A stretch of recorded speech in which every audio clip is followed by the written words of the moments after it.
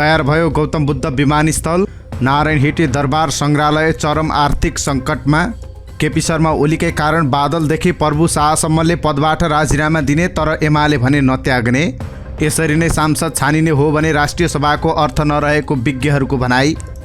काठमाडौँका सिडिओ भन्छन् जोड बिजोडले भिडभाड बढाएको गुनासो आयो, प्रावधान फेरबदल हुन सक्छ।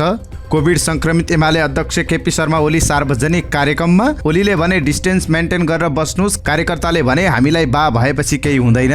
कोरोना संक्रमणपछि आइसोलेसनमा नबस्नु नागरिकको जीवनप्रति खेलवाड भएको विश्वप्रकाश शर्माको भनाई। लकडाउनको बेलामा भोज गरेकै कारण राजनीतिक विश्राम अघिको मोडमा जोनसोन। संविधानमा छिद्र खोजेर चुनाव टार्नु प्रतिगमनकारी भएको कमल थापाको भनाई। एकीकृत समाजवादीका नेता मेटमणि चौधरीको दाबी एमाले हारको श्रृङ्खला सुरु मात्रै भएको हो, अन्त्य होइन। बालुवाटारमा देउवा प्रचण्ड र माधव नेपालबीच भेटवार्ता। खोप लगाइसकेका विद्यार्थीलाई भौतिक उपस्थितिमै पठन पाठन गर्न पाउनुपर्ने माग। काठमाडौँ उपत्यकामा झन्डै 80% ओमिक्रन भइसकेको डाक्टर सन्तकुमार दासको भनाई। लमजुङमा भूकम्पको धक्का महसुस। क्रिप्टो करेन्सीले थप्यो अर्थतन्त्रमा चुनौती। निर्वाचन आयोगले कानुन मन्त्रालयलाई बोलायो। चीनले भन्यो केरुङ काठमाडौँ रेलमार्गको अध्ययन सक्न थप 42 महिना लाग्छ।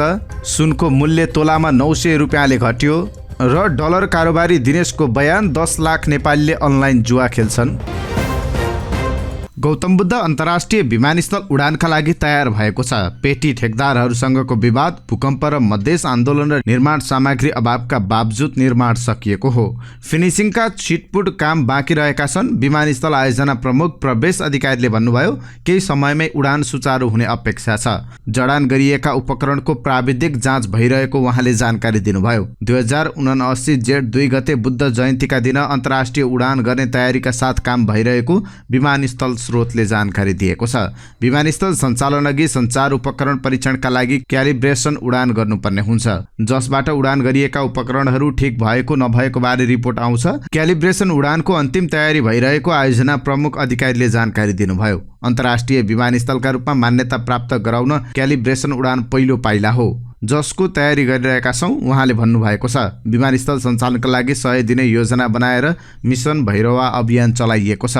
माघ 12 देखि सुरु अभियान अन्तर्गत फागुन 10 मा क्यालिब्रेसन उडान गर्ने गृहकार्य भइरहेको नेपाल नागरिक उड्डयन प्राधिकरणका निमित्त डिजी प्रेमनाथ ठाकुरले जानकारी दिनुभयो। बुद्ध जयन्ती शुभ दिन भएकाले सोही दिन उडान सुचारू गर्ने योजना बनाइएको उहाँले जानकारी दिनुभएको छ। नारायणहिटी दरबार सङ्ग्रहालय तथा गणतन्त्र स्मारक व्यवस्थापन तथा सञ्चालन समितिका कार्यकारी निर्देशक भेष नारायण दाहालले राजीनामा दिएपछि दरबार सङ्ग्रहालय तथा गणतन्त्र स्मारकको दैनिक खर्च व्यवस्थापन ठप्प भएको छ। त्यति मात्रै होइन, भइपरि आउने खर्चदेखि सामान्य चिया र खाजा व्यवस्थापन गर्न समेत समितिलाई आर्थिक सङ्कट भएको छ। कार्यालय प्रमुख नहुँदा आर्थिक सङ्कट बेहोरी रहेका समितिमा संस्कृति पर्यटन तथा नागरिक उड्डयन मन्त्रालयले यो महिनाभित्र कार्यालय प्रमुखको व्यवस्था नगर्ने हो भने यहाँका कर्मचारीले तलब समेत खान पाउने छैनन्। यस्तो दयनीय अवस्थामा कार्यालय कुरेर बसेका तल्लो तहका कर्मचारीले सम्बन्धित विभागका प्रमुखलाई सोध्ने गरेका छन्, हाकिम साहब कहिले आउनुहुन्छ, र केहीले भन्ने गर्छन् हामीले त यो महिनाको तलब खान पाउँदैनौँ कि क्या हो। पर्यटन शुल्कबाट आफैले कमाएर खर्च गर्न सक्ने अधिकार सहित स्थापना भएको समितिमा 2 जना मात्र उपसचिव छन्। उनीहरूलाई पनि अहिलेसम्म आर्थिक र प्रशासनिक अधिकार दिइएको छैन। यो समाचार नेपाल समाचार दैनिकमा छापिएको छ। उचित जिम्मेवारी र मर्यादा क्रमलाई लिएर नेपाल कम्युनिस्ट पार्टी एमालेमा रहेका पूर्व माओवादी नेताहरूमा नेतृत्वप्रति असन्तुष्टि बढेको छ। उचित जिम्मेवारी नपाएको र आफूहरूभन्दा कनिष्ठलाई मर्यादा क्रममा राखिएको भन्दै पूर्व माओवादी नेताले अध्यक्ष केपी शर्मा ओली समक्ष असन्तुष्टि समेत जाहेर गरिसकेका छन्। अध्यक्ष ओलीले आफूहरूका कुरा नसुनेको अवस्थामा पूर्व माओवादी नेता पदबाट सामूहिक राजीनामा दिने मनस्थितिमा पुगेका छन्। यद्यपि तत्काल एमाले छाड्ने निष्कर्षमा भने उनीहरू पुगेका छैनन्। एमाले को 10औं महाधिवेशनबाट निर्वाचित पदाधिकारी स्थायी कमिटी सदस्य नेतृत्वले आफ्नो कुरा नसुनेको अवस्थामा सामूहिक राजीनामा दिने निष्कर्षमा पुगेका छन्। एमाले उपाध्यक्ष रामबहादुर थापा, सचिव द्वय टोपबहादुर रायमाझी र लेखराज भट्ट, स्थायी कमिटी सदस्य मणि थापा र प्रभु शाह राजीनामा दिने निष्कर्षमा पुगेको स्रोतको दाबी छ। उनीहरूसँगै केही केन्द्रीय सदस्य पनि राजीनामा दिने मनस्थितिमा पुगेको स्रोतको भनाइ छ। पार्टीमा हामीलाई ठोस जिम्मेवारी दिइएको छैन, दिइएको जिम्मेवारी अनुसार पनि काम गर्न पाएका छैनौँ। पदीय मर्यादा क्रम समेत मिलेको छैन। हामीभन्दा जुनियरलाई माथि राखेर हामीलाई अपमान गरिएको छ। पूर्व माओवादीबाट एमालेमा आएका हामीलाई सोपिसका रूपमा मात्रै राखिएको छ। यसरी हेपिएर बस्नुभन्दा आफ्नो जिम्मेवारीबाट राजीनामा दिनु उचित हुने हाम्रो निष्कर्ष हो। असन्तुष्ट मध्येका एक पदाधिकारीले भने पदबाट राजीनामा दिने निष्कर्षमा पुगिसकेका उनीहरूले पार्टी भने तत्काल नछोड्ने जनाएका छन्। तत्कालका लागि एमालेमै बस्ने तर अहिलेको जिम्मेवारीबाट राजीनामा दिनेमा सबैको एकमत रहेको छ। पार्टी अध्यक्ष केपी शर्मा ओली अहिले कोरोना संक्रमित हुनुभएकाले छलफल गर्न पाएका छैनौँ। पार्टी अध्यक्षसँग आगामी दिनमा हुने छलफलबाट हाम्रो आगामी यात्रा तय हुनेछ। माग पूरा नभएको अवस्थामा हामी सबैजना आफ्नो जिम्मेवारीबाट राजीनामा दिन्छौँ, असन्तुष्ट ती पदाधिकारीले भने। यो समाचार आजको राजधानी दैनिकमा प्रकाशित भएको छ। सिद्धान्त राष्ट्रिय सभामा अनुभवी विज्ञ र प्रौढहरूको संस्था हो। अहिले पनि बेलायतमा माथिल्लो सभामा अनुभवी व्यक्तिहरू देखिन्छन्। अमेरिकामा पनि यसलाई अनुभवी व्यक्तिहरूको संस्था मानिन्छ। प्रौढता भन्नाले विज्ञ र विशेषज्ञ मानिसहरू भनिएको हो। भारतमै पनि यही स्थिति छ। नेपालको सन्दर्भमा 2047 सालको संविधानले अलिकति भए पनि विज्ञ विशेषज्ञलाई ल्याउनुपर्छ भन्ने मान्यता राख्यो। 2072 को संविधानले यो मान्यता राखेन। त्यससित राजनीतिक नेतृत्व र कार्यकर्तालाई मात्रै राष्ट्रिय सभामा ल्याउने चलन आयो। महत्त्वका हिसाबले राष्ट्रिय सभाले गर्नुपर्ने धेरै काम हुन्छन्। प्रतिनिधि सभाले कहिलेकाहीँ राष्ट्रिय आवश्यकता र महत्त्वको दृष्टिले भन्दा पनि जनताको मतदाताको दबावको आधारमा हतारमा कुनै विधेयकहरू पास गर्न सक्छन्। संसदीय अभ्यासमा यस्तो बेलामा कानुन बनाउँदा कम्तीमा राष्ट्रिय महत्त्व, आवश्यकता र सन्दर्भ हेरेर पारित गर्ने आफ्नो मत जाहेर गरोस् भनेर दिग्गजहरूको सभा राष्ट्रिय सभाको व्यवस्थाको विकास गरेको हो। राष्ट्रिय सभाको सबैभन्दा पहिलो र महत्त्वपूर्ण काम भनेको राष्ट्रको आवश्यकता र महत्त्व हेरेर विधि निर्माण गर्ने हो। संसारभरिको प्रतिनिधि सभालाई एक किसिमको जोस जाँगर भएको संस्था हो भनिन्छ। यसले जनतालाई देखाएर काम गर्न खोज्छ। अमेरिकामा पनि प्रतिनिधि सभा सदस्यहरूलाई उनीहरू फुर्ती गर्छन् तर उनीहरूसँग म्याच्युरिटी हुँदैन, अनुभव हुँदैन भन्ने मान्यता राखिन्छ। अमेरिकामै भनौँ बेलायतमै भनौँ प्रतिनिधि सभा हेर्नुभयो भने कयौँ त्यसले पास गरेका विधेयक त्यहाँको माथिल्लो सभाले इन्कार गरेको हुन्छ। अमेरिकामा तल्लो सभाले पास गरेका विधेयक माथिल्लो सभाले इन्कार गरेका उदाहरण छन्। सिनेटमा पनि जनताकै प्रतिनिधि हुन्छन् तर त्यहाँ विज्ञ मान्छेहरू हुन्छन्। उनीहरूले सबै कुरा हेरेर विचार गरेर पास गर्छन् भन्ने मान्यता छ।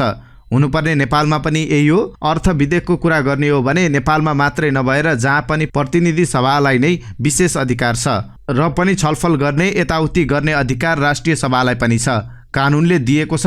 तर अमेरिकामा एउटा व्यवस्था छ, यदि जनताको हित विपरीत भयो भने माथिल्लो सदनले टक्कर दिन सक्छ। राष्ट्रिय सभाले राय सुझाव आफ्ना नीति निर्देशनहरू गर्दा राष्ट्रिय अवस्था अन्तर्राष्ट्रिय परिस्थिति हेरेर नभई अचुवाका आधारमा अगाडि बढाउने प्रवृत्ति छ। यसकारण पनि राष्ट्रिय सभाले हाम्रोमा आफ्नो महत्त्व आफै घटाइरहेको छ।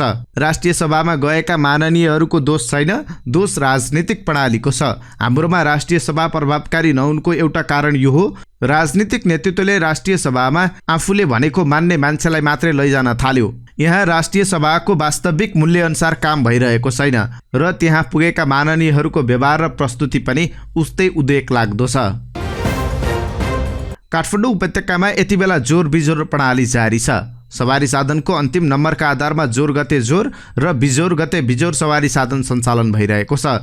सबै किसिमका कार्यालयहरू सञ्चालन भइरहेकाले महामारी रोकथाम गर्न चालु गरिएको जोर बिजोरले सवारीमा अत्याधिक भिडभाड बढाएको छ। उपत्यकाका 3 जिल्ला प्रशासन कार्यालयहरूमा जोर बिजोरले भिडभाड बढाएको गुनासोहरू आइरहेका छन्। प्रशासनले जोर बिजोर प्रणालीले भिडभाड बढाएको स्वीकार गरिरहेका छन्। काठमाडौँका प्रमुख जिल्ला अधिकारी गोविन्द प्रसाद रिजालले जोर बिजोरले भिडभाड बढाएको स्वीकार गर्नुभयो। सार्वजनिक तथा निजी सवारी साधनमा लागू गरिएको जोर बिजोर बारे विभिन्न सरोकारवाला बीच छलफल गरिरहेका छौँ। जोर बिजोरले बढाएका भिडभाडका गुनासाहरू माथिल्लो निकायमा पुर्याउने काम गरिरहेका छौँ। तीनै जना सिडिओ बीच छलफल हुँदैछ। दैनिक उपत्यकामा बढिरहेको संक्रमण दरको समीक्षा भइरहेको प्रजीय रिजालले जानकारी दिनुभयो। कार्यालय लगायत अन्य कामहरू घटेन। जोर बिजोरले सर्वसाधारणलाई शास्ति भयो भन्ने फिडब्याक आइरहेको छ। सकेसम्म भिड पनि कम होस्, नागरिकले दुःख पनि नपाउने वातावरण बनाउने तर्फ निर्णय निकाल्ने छलफल भइरहेको छ। त्यसै कारण पनि जोर बिजोर प्रणालीलाई खारिज गर्ने तयारी गरिएको छ। कोभिड-19 संक्रमित एमाले अध्यक्ष केपी शर्मा ओली सार्वजनिक कार्यक्रममा सहभागी हुनुभएको छ। भक्तपुरको बलकोट स्थित उनकै निवास नजिकै भएको रक्तदान कार्यक्रममा ओली सहभागी भएको भिडियो सार्वजनिक भएको छ। ओलीलाई गत माघ 9 गते कोरोना संक्रमण पुष्टि भएको थियो। बुधबार भएको कार्यक्रमको सार्वजनिक भएको भिडियोमा ओलीले सार्वजनिक कार्यक्रममा तपाईहरुले पनि डिस्टेन्स मेन्टेन गरेर बस्नुहोस् भनेर भन्नुभएको छ। उहाँको त्यो बोली खस्न नपाउँदै एक महिलाले जवाफ दिन्छन्, हामीलाई बा भएपछि केही हुँदैन, हामी स्ट्रङ छौं। त्यसपछि हाँसोको फोहरा सुनिन्छ र देखिन्छ। एमालेको भातृ संगठन युवा संघले ओलीको स्वास्थ्य लाभको कामना गर्दै सप्ताहव्यापी रक्तदान कार्यक्रम गरेको थियो। उक्त कार्यक्रममा केपी शर्मा ओली पुग्नु भएको हो। यता संक्रमित भएको व्यक्तिले यो हदसम्मको लापरवाही गरेको भन्दै चौतर्फी आलोचना भइरहेको छ। नेपाली कांग्रेसका महामन्त्री विश्वप्रकाश शर्माले कोरोना संक्रमण पुष्टि भएपछि पनि आइसोलेसनमा नबस्नु नागरिकको जीवनप्रति गम्भीर खेलवाड भएको बताउनु भएको छ। प्रमुख प्रतिपक्ष नेकपा एमालेका अध्यक्ष केपी शर्मा ओलीलाई कोरोना देखिए पनि सार्वजनिक कार्यक्रममा सहभागी हुनुभएको थियो।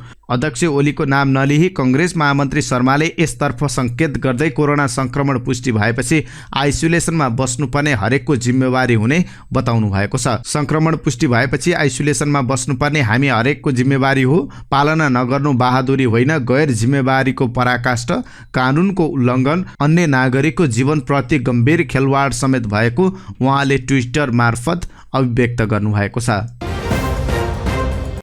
बेलायती प्रधानमन्त्री बोरिस जोन्सनले देशमा लकडाउन जारी रहेको समयमा आफ्नो निवासमा निजी भोज लगाएपछि उहाँको राजनीतिक यात्रा समाप्त हुन लागेको छ। आम निर्वाचनमा पार्टीलाई स्पष्ट बहुमत दिलाएसँगै राजनीतिक उचाइ चुम्नुभएका बेलायती प्रधानमन्त्री बोरिस जोन्सन यति बेला चर्चामा हुनुहुन्छ। तर पछिल्लो पटक भने उहाँ आफ्ना सफलताका कारण नभई राजनीतिक बेइमानीका कारण चर्चामा आउनुभएको हो। कोभिड-19 को महामारी रोक्न सर्वसाधारणका लागि प्रतिबन्धनात्मक नियमहरू जारी गरेको अवस्थामा प्रधानमन्त्री कार्यालयमै पटक पटक मदिरा भोजहरू आयोजना गरिएका थिए। बेलायती सञ्चार माध्यम द गार्जियनका अनुसार सन् 2022 को मे, जुलाई, नोभेम्बर र डिसेम्बर तथा सन् 2021 को अप्रिलमा गरी 17 पटक यस्ता पार्टीहरूको आयोजना गरिएको थियो। यस्ता भोजलाई बेलायती सञ्चार माध्यमले पार्टी गेटको संज्ञा दिएका छन्। तीमध्ये कतिपय भोजमा जोन्सन आफै उपस्थित हुनुभएको थियो। नैतिकतामा अडिएको राजनीति र सांसदप्रति जवाफदेही सरकारका लागि विश्वकै नमुना मानिने बेलायतमा प्रधानमन्त्रीमाथि नै नैतिक विषयमा प्रश्न उठ्नु जोन्सनको राजनीतिक भविष्य अन्तिम मोडमा पुगेको रूपमा अर्थाइएको छ। बेलायती संसदमा प्रत्येक साता साना ठुला सबै विवादमा प्रधानमन्त्रीलाई जवाफ दिन बाध्य पारिन्छ। समाचार सार्वजनिक भएपछि जोन्सनले यसबारे संसदमा दर्जनौं प्रश्नहरूको सामना गरिसक्नु परेको छ, तर पदबाट राजीनामा दिने हदसम्म भने अझै गलिसक्नु भएको छैन। बुधबार पनि यस्तै प्रश्नको सामना गर्ने क्रममा जोन्सनले आफू राजीनामा दिने पक्षमा नरहेको बताउनु भएको छ। तर प्रतिपक्ष लेबर पार्टी सहित सत्तारूढ दल कन्जर्भेटिभ टोरीकै कतिपय सांसदहरूले जोन्सनले राजीनामा दिनुको विकल्प नभएको बताउने गरेका छन्। प्रधानमन्त्रीले नेतृत्वका लागि नैतिक धरातल गुमाइसकेकाले पद छाड्नुपर्ने उनीहरूको भनाइ छ। राष्ट्रिय प्रजातन्त्र पार्टीका पूर्व अध्यक्ष कमल थापाले कुनै पनि बहानामा चुनाव सार्न नहुने बताउनु भएको छ। संविधानमा छिद्र खोजेर चुनाव टार्नु प्रतिगामी कार्य हुने उहाँको भनाइ छ। नेपालको संविधानले कुनै पनि तहको सरकार निर्वाचित प्रतिनिधि विहीन हुने परिकल्पना नगरेको भन्दै सामाजिक सञ्जालमा थापाले लेख्नु भएको छ। संविधानमा 3 तहको सरकारको व्यवस्था छ। कुनै पनि तहको सरकार निर्वाचित जनप्रतिनिधि विहीन हुने परिकल्पना संविधानमा छैन। त्यही मान्यता अनुसार पदावधि समाप्त हुनु अगावै नयाँ चुनाव गर्न कानुन बनेको हो। कुनै पनि बहानामा वा संविधानमा छिद्र खोजेर चुनाव टार्नु संविधान विपरीत प्रतिगामी कार्य हुनेछ।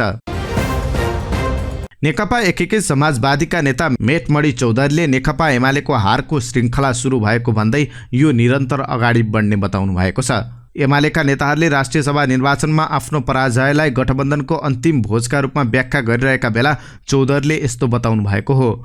अल्पज्ञानीहरूलाई के थाहा, यो हार भर्खर सुरु भएको छ र यो हारको श्रृङ्खला निरन्तर अगाडि बढ्नेछ। सामाजिक सञ्जालमा उहाँले लेख्नु भएको छ, अबदेखि नेकपा एमाले र चुनावको विजयको बीचमा कहिल्यै भेट हुने छैन। नेकपा एमालेले जितेको कुरा पनि कुनै पत्रकारले लेख्ने अवसर पाउने छैनन्। 2074 सालमा जितेको कुरा कथा भन्ने छ। र भावी सन्ततिलाई सपना जस्तै लाग्नेछ। चुनावी मोर्चामा आएपछि मुख्य कुरा जित्नु मात्रै भएको भन्दै उहाँले एक्लै र मिलिजुली जितेको कुराले अर्थ नराख्ने बताउनु भएको छ। अरूको टेकोमा चुनाव जितेको भन्ने एमाले नेताहरूलाई 2074 को चुनावमा गरेको गठबन्धन हेर्न चौधरीले आग्रह गर्नुभएको छ।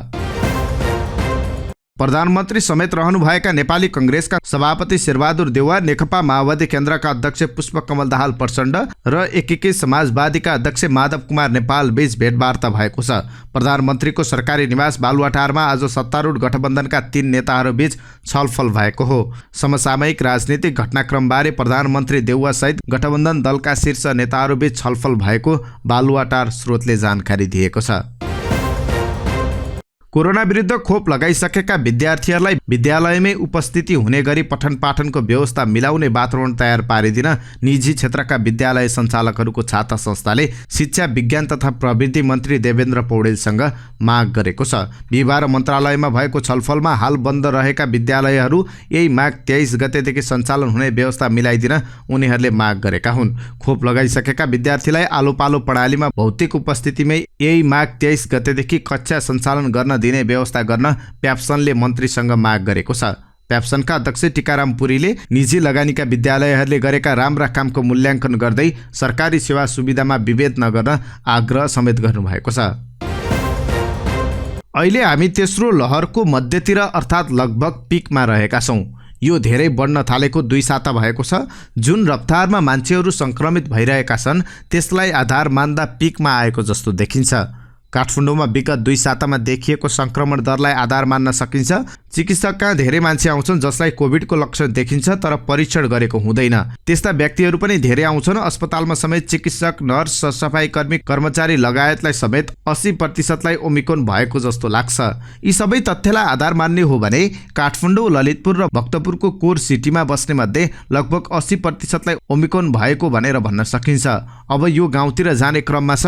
केही दिन यताको जिल्लाको तथ्याङ्क हेर्ने हो भने अर्को 2 हप्ता काठमाडौँ बाहिर बढ्न सक्ने देखिन्छ। काठमाडौँमा भने 5-7 दिनपछि ओह्रालो लाग्छ। काठमाडौँमा चेन ब्रेक हुन्छ भन्ने मेरो अनुमान छ। यसको एउटा आधार सङ्क्रमणको दर नै हो। योसँग डेल्टा भन्दा 4 गुणा बढी सङ्क्रमण गराउने क्षमता छ, जसले गर्दा परिवारमा एउटालाई भयो भने अरूलाई नहुने सम्भावना कमै हुन्छ। जुन सङ्क्रमण छिटो फैलिन्छ त्यसले ठुलो सङ्ख्यामा मान्छेहरूलाई सङ्क्रमण गराउँछ। ठुलो सङ्ख्यामा सङ्क्रमण भइसकेपछि यसले सार्ने ठाउँ पाउँदैन। सार्ने व्यक्ति नपाएपछि चेन ब्रेक हुन्छ, यसपछि घट्न थाल्छ। लमजुङमा भूकम्पको धक्का महसुस गरिएको छ। कोलारथर गाउँपालिका 1 बागलुङ पानी केन्द्रबिन्दु बनाएर गए राति 10:34 मा 2.5 रेक्टर स्केलको भूकम्प गएको राष्ट्रिय भूकम्प मापन तथा अनुसन्धान केन्द्रले जनाएको छ। भूकम्प सानो गएकाले कतिपयले भने थाहा नपाएको बताएका छन्। जेठ 5 गते आएको भूकम्पले केही व्यक्तिको मृत्यु हुनका साथै धेरै जनधनको क्षति गरेको थियो। त्यसयता मात्र साना ठुला गरी 100 भन्दा बढी पटक भूकम्प गएको छ। भर्चुअल मुद्राका नाममा अवैध कारोबार बढेपछि नेपाल राष्ट्र ब्याङ्कले सूचना निकालेर यस्तो कारोबार नगर्न सचेत गरायो। नेपालमै वा विदेशमा बस्ने जो कोही नेपालीले यस्तो कारोबार गर्न नपाउने भन्दै राष्ट्र ब्याङ्कले कारबाहीको चेतावनी समेत दिएको छ। राष्ट्र ब्याङ्कले सूचना निकालेको 3 दिनपछि गत मङ्गलबार राजस्व अनुसन्धान विभागले अवैध विदेशी मुद्राको कारोबार गरेको आरोपमा कैलालीका दिनेश खड्का विरुद्ध काठमाडौँ जिल्ला अदालतमा मुद्दा दायर गर्यो। यो मुद्दामा कैलाली लम्कीचुवा 10 स्थायी घर भई हाल काठमाडौँको कालोपुलमा बस्ने दिनेश भण्डारीले दिदी भगवती, बुबा नरबहादुर खड्का र साथी अनिता धिताल समेत मिलेर अवैध कारोबार गरेको र विद्युतीय माध्यमबाट पैसाको आदान प्रदान गरेको उल्लेख गरिएको छ। ग्लोबल आइएमई ब्याङ्कमा रहेको खाताबाट खड्काले अस्वाभाविक रूपमा डलरको कारोबार गरिरहेका थिए। यो सूचना राष्ट्र ब्याङ्क हुँदै राजस्व अनुसन्धान विभागसँग पुगेको थियो। यो प्रतिनिधि घटना मात्र भएको र भित्र यस्ता धेरै घटना हुन सक्ने राष्ट्र ब्याङ्कको अनुमान छ। यस्ता गतिविधिले अर्थतन्त्रमै चुनौती दिइरहेको राष्ट्र ब्याङ्कको विश्लेषण छ। नेपाल राष्ट्र ब्याङ्कका प्रवक्ता डाक्टर गुडकर भट्ट पछिल्ला दिनमा भर्चुअल मुद्राको विषयमा गुनासो र उजुरी बढेको जानकारी दिनुभएको छ। राष्ट्र ब्याङ्कमा यस विषयमा धेरै गुनासा र उजुरीहरू आएका छन्। यस विषयमा थप बुझ्ने काम भइरहेको छ। नेपालमा भन्दा विदेशमा बस्ने नेपालीले यस्तो कारोबार गरिरहेको उहाँको अनुमान छ। राष्ट्र ब्याङ्कको ब्याङ्क सुपरिवेक्षण विभागका प्रमुख समेत रहनुभएका कार्यकारी निर्देशक भट्टले अहिले चर्चामा रहेको अवैध भर्चुअल कारोबारले सम्बन्धित व्यक्ति र मुलुकको अर्थतन्त्रलाई समेत चुनौती दिए दिएको बताउनु भएको छ। यसले धेरै नेपालीले विदेशमा पसिना बगाएर कमाएको रकम समेत जोखिममा परेको उहाँको भनाइ छ। ठूलो रकम कमाउने आशमा यस्ता ठाउँमा पैसा हाल्ने गरिएको छ, तर यो जुनसुकै बेला समस्यामा पर्न सक्छ, त्यसतर्फ सर्वसाधारण सचेत हुनुपर्छ। निर्वाचन आयोगले आगामी चुनावबारे छलफल गर्न कानुन मन्त्रालयलाई बोलाएको छ। निर्वाचन कानुनका विषयमा आयोगले मन्त्रालयसँग छलफल गर्न लागेको हो।